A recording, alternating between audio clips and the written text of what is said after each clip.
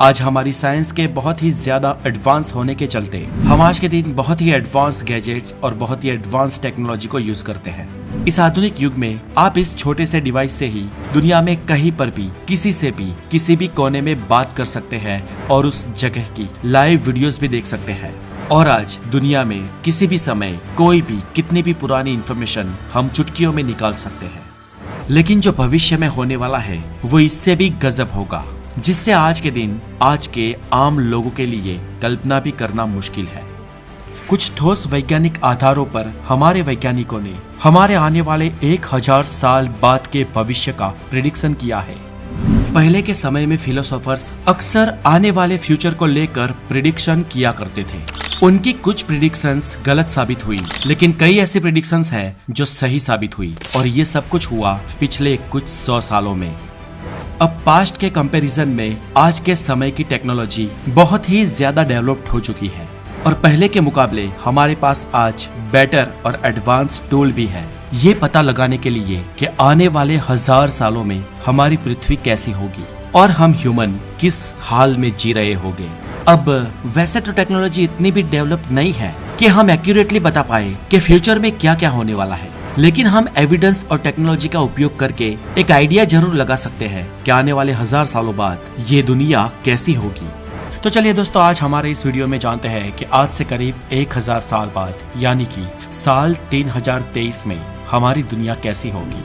तो मैं हूँ हितेश गिरी गोसाई, आप है द नॉलेज के साथ, और अगर आप इस चैनल पर नए हैं तो कुछ अलग कुछ हट के जानकारी के लिए हमारे चैनल को सब्सक्राइब जरूर कर दें। चलिए सबसे पहले जानते हैं कि भविष्य में हमारे आशियाने हमारे घर कैसे होंगे। दोस्तों, फ्यूचर में बहुत सारे परिवर्तन आएंगे हमारे रहने के तरीके में और शायद हमारे रहने की जगह में भी।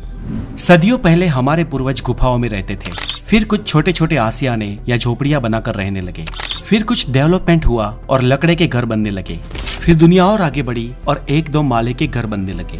उसके बाद आलीशान महल बनने लगे, मैंशंस बनने लगे, पैलेसेस बनने लगे और आज बड़ी बड़ी इमारतें हैं।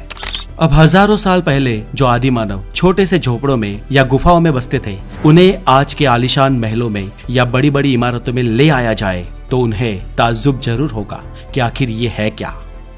बस ऐसा ही ताज्जुब हम लोगों को होगा अगर हम आज से 1000 साल बाद के आशियानों में जाकर बसने लगे। 1000 साल बाद रहने के तौर तरीके और रहने की जगह सब कुछ बदल चुका होगा। इंसान पानी में भी घर बनाकर रहने लगेंगे।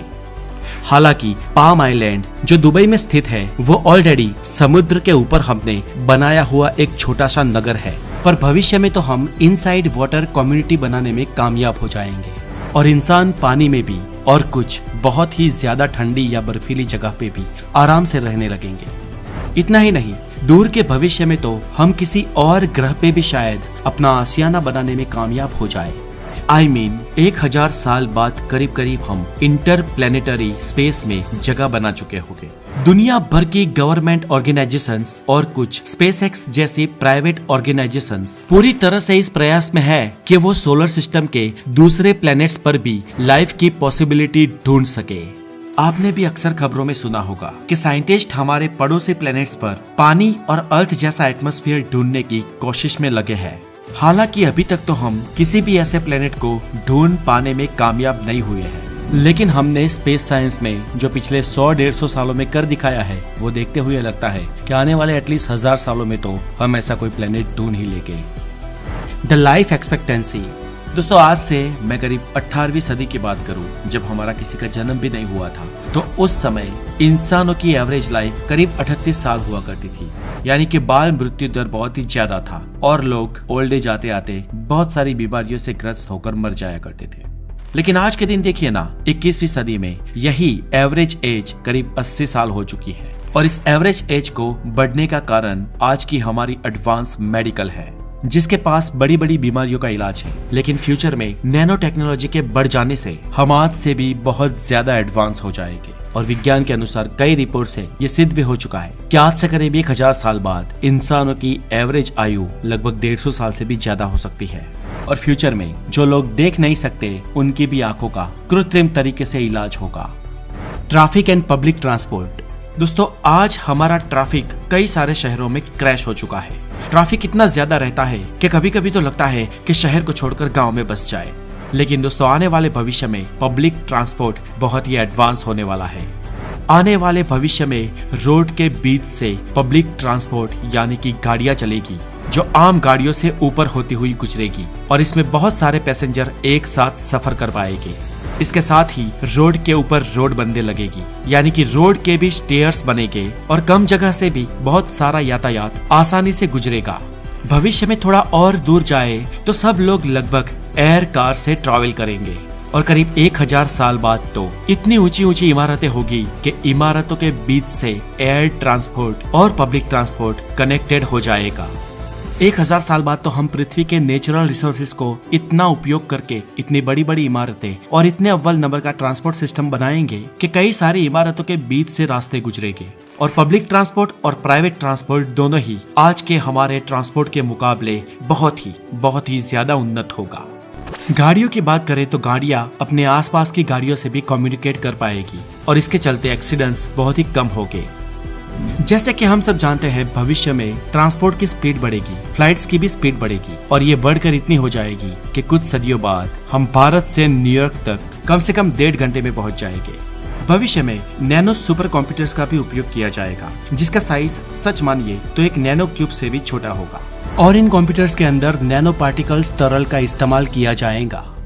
Buildings and infrastructures. आज बुर्ज खलीफा दुनिया की सबसे ऊंची इमारत है, लेकिन अगले कुछ सालों में ये सत्य भी बदलने वाला है क्योंकि दुनिया की सबसे ऊंची बिल्डिंग की कंस्ट्रक्शन का काम आने वाले कुछ समय में पूरा हो जाएगा जिसका नाम है जेदा टावर, जिसकी ऊंचाई करीब 3308 फीट होगी और जो दुनिया की सबसे ऊंची इमारत बन जाएगी। सालों बाद तो सेल्फ क्लीन बिल्डिंग्स का निर्माण भी किया जाएगा। जैसे कि आज जितनी ही बड़ी बिल्डिंग होती है उतनी ही बड़ी उसके राख रखाव और क्लीनिंग की समस्या होती है और बहुत सारे लोग इसकी साफ सफाई में जुड़े हुए होते हैं। लेकिन भविष्य में इमारतें खुद अपने आप को साफ करेगी। वो कैसे, तो बताते हैं दोस्तों।